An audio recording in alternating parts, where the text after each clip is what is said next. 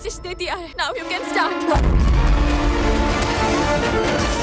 तो स्वागत है आप लोग का हमारी न्यू वीडियो में, जहां हम एक ऐसी मूवी को एक्सप्लेन करने वाले हैं जिसकी हाइप आजकल नेक्स्ट लेवल है। तो वीडियो स्टार्ट करने से पहले इस वीडियो को लाइक कर दो, क्योंकि बाद में आप लोग भूल जाते हो। तो मूवी का नाम है वस लेवल 2। अगर जो आप लोगों ने इसका फर्स्ट पार्ट नहीं देखा है तो देख ले, क्योंकि कुछ चीजें फर्स्ट पार्ट से ही कनेक्ट है। तो मूवी की स्टार्टिंग होती है कुछ लड़कियों से जो की 10th क्लास में पढ़ती है, जहाँ हर दिन की तरह ही सारी लड़कियां लंच खाने के लिए अपने अपने टेबल पर बैठती है। यहाँ कैंटीन में हर रोज की तरह ही उनको खाना प्रोवाइड किया जाता है। जहाँ वो लोग अपना खाना खा ही रही होती हैं, तभी एक लड़की की ड्रेस पर हल्का सा पानी गिर जाता है। इसकी वजह से वो अपने ड्रेस को साफ करने के लिए वॉशरूम चली जाती है, जिसकी वजह से वो लड़की अपने लंच को नहीं खा पाती है। लेकिन उसे छोड़कर सभी लड़कियों ने अपने अपने लंच को खत्म कर दिया। जहाँ लंच खत्म होते ही सारी लड़कियां बहुत ही शांत हो जाती हैं। इसके बाद उनका शरीर अचानक से कांपने लगता है। वो जो 200 लड़कियां एक साथ कांपने लगी तो वहाँ का माहौल कैसा होगा। और तभी हम देखते हैं कि एक बंदा उनके पास आता है और उन सारी लड़कियों में से 10 लड़कियों को चुनता है और कहता है तुम लोग टेरेस पे जाओ। यहाँ 10 लड़कियां टेरेस पर चली जाती हैं और वो फिर बोलता है कि तुम 10 के 10 यहाँ से कूद जाओ। और उसके बोलते ही सारी लड़कियां एक एक करके कूद जाती हैं। जहाँ इसके बाद हमें दिखाया जाता है मूवी का मेन कैरेक्टर अथर। इसकी बेटी भी वसीकरण में फंस चुकी थी, अभी भी वसीकरण से बाहर नहीं निकली है। अब वो कब फंसी थी ये तो आपको फर्स्ट पार्ट में ही देखने को मिलेगा।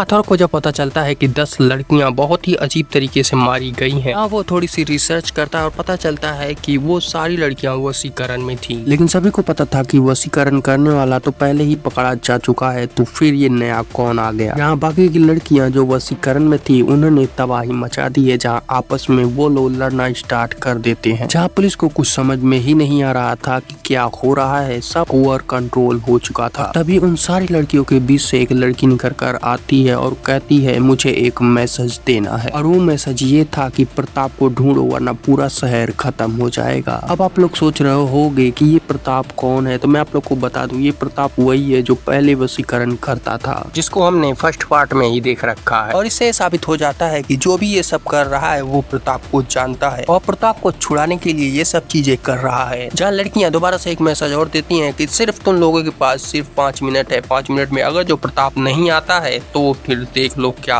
होने वाला है। जहाँ ये सुनने के बाद सभी के अंदर एक डर का माहौल बन जाता है, क्योंकि सभी को पता था कि पहले ही बहुत खतरनाक हो चुका है आगे और क्या होने वाला है। और तभी देखने को मिलता है कि अथर स्कूल में आ चुका है और वो पुलिस वालों से कुछ बातें कर रहा है। जहाँ अथर पुलिस वालों को बताता है कि प्रताप मेरे पास है। जहाँ सभी लोग पूछने लगते हैं कि ये प्रताप है कौन, ये लड़कियां क्यों उसे बुला रही हैं। जहाँ अथर बताता है कि प्रताप एक वसीकरण करने वाला है और इसने मेरे बेटी के साथ भी कुछ ऐसा ही किया था, जिसकी वजह से मैंने इसको अपने घर में बांध कर रखा है। और ये सारी लड़कियां जो कर रही हैं ये सब भी वसीकरण में ही है, इनको खुद नहीं पता कि ये क्या कर रही हैं। और ये लड़कियां तब तक वसीकरण से बाहर नहीं आ सकती जब तक वसीकरण करने वाला खुद ना बोल दे। और ये वसीकरण करने वाला कहीं दूर नहीं होगा, आसपास ही होगा, क्योंकि उसे हर लड़की को कमांड भी देनी होगी। जहाँ पुलिस वालों की नजर पड़ती है एक बंदे पे जो कि कोने में बहुत शांत बैठा हुआ था। जहाँ पुलिस वालों को उस पर शक होता है और पुलिस वाले उसके पास जाते हैं। जहाँ पुलिस वाले को देखकर ये बोलता है कि हाँ मैं हूँ वसीकरण करने वाला,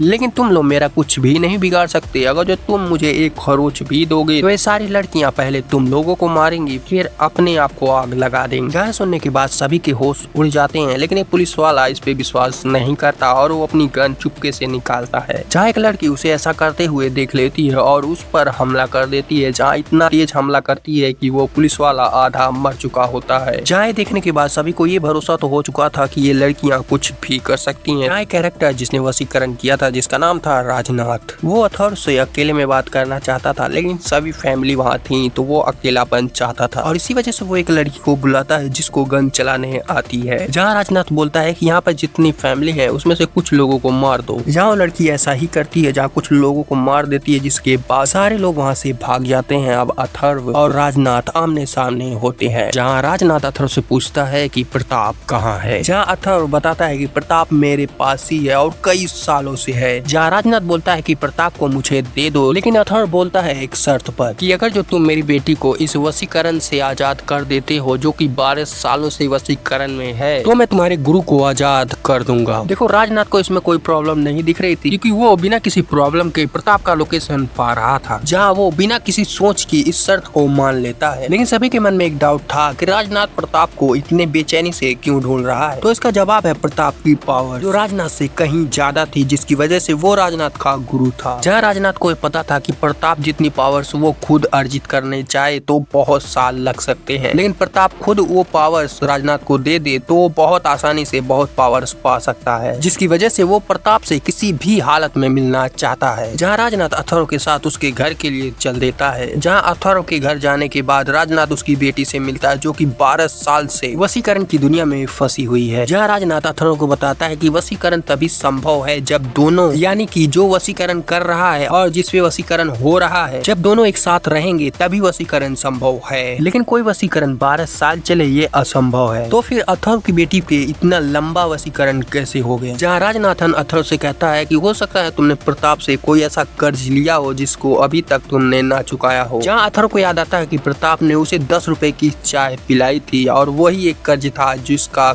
अभी तक भरपाई नहीं हुई है। जहाँ अथर्व बोलता है कि तुम्हें इस कर्ज को खत्म करना पड़ेगा, लेकिन तुम याद रखना ना 1 रुपए ज्यादा ना 1 रुपए कम, 10 रुपए के 10 रुपए। जहाँ ये बात सुनने के बाद अथर्व तुरंत ही घर में ढूंढने लगता है 10 रुपए, और 10 रुपए मिलने के बाद वो दौड़ के प्रताप के हाथ में ले जाकर 10 रुपए रख देता है, और 10 रुपए रखते ही उसकी बेटी अचानक से होश में आ जाती है। जहाँ राजनाथ ने तो अपना वादा पूरा कर दिया, लेकिन अब बारी थी अथर्व की। जहाँ अथर्व राजनाथ को उस कमरे में ले जाता है जहाँ प्रताप कैद था। जहाँ राजनाथ प्रताप को देखकर बहुत ज्यादा खुश होता है, लेकिन ये खुशी ज्यादा देर टिकने वाली नहीं थी, क्योंकि जब वो प्रताप के चेहरे की तरफ देखता है तो वो देखता है कि उसकी जीभ कटी हुई है, और इसका मतलब ये था कि अब प्रताप ना ही कोई वशीकरण कर सकता है और ना ही कोई मंत्र पढ़ सकता है। जहाँ ये देखने के बाद राजनाथ बहुत ज्यादा गुस्सा हो जाता है और अथर्व को मारने के लिए दौड़ पड़ता है, लेकिन तभी अथर्व उसे पकड़कर उसी गोडाउन में दोबारा से बंद कर देता है प्रताप के साथ। जहाँ इसका भी वही हाल होता है जो प्रताप के साथ हुआ था, इसकी भी जीभ वो काट देता है, और इस तरह वो दोबारा से सारी लड़कियों को एक बार फिर बचा लेता है। तो ये थी वश 2 की फुल स्टोरी। देखो स्टोरी बहुत ही सिंपल है, लेकिन इसके प्रेजेंट करने का तरीका बहुत ही अलग है। मैं तो आप लोग को हाई रिकमेंड करता हूँ कि इस मूवी को एक बार जरूर देखना। तो ये थी आज की हमारी वीडियो। तो हमारी वीडियो को पसंद आई, वीडियो को लाइक है, चैनल को सब्सक्राइब कर लो। ऐसे इंटरेस्टिंग वीडियोस पाने के लिए मिलते हैं आपसे न्यू और इंटरेस्टिंग वीडियो में। तब तक के लिए बाय बाय।